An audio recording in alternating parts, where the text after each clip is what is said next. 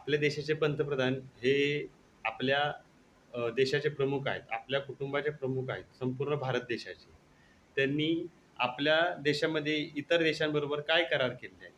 भारत आणि अमेरिकेशी काय करार केलेला आहे? याच्याबद्दल उत्तर देण्यासाठी ते सभागृहामध्ये हजर राहत नाहीत. त्याच्याबद्दल कोणी प्रश्न विचारत नाही.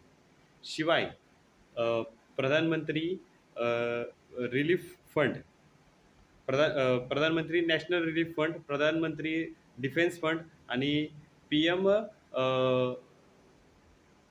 पी-एम केअर फंड ह्याच्याबद्दल सुद्धा कुणी विचारू नये, असं त्यांनी सांगितलं नाही. का विचारू नये बाबा?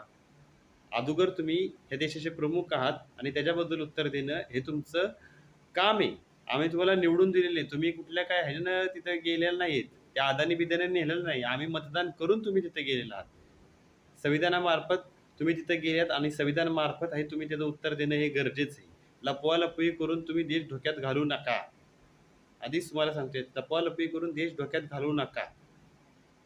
संसदेत हजर राहून तुम्ही त्या प्रश्नांची उत्तर देणं हे महत्त्वाचं आहे.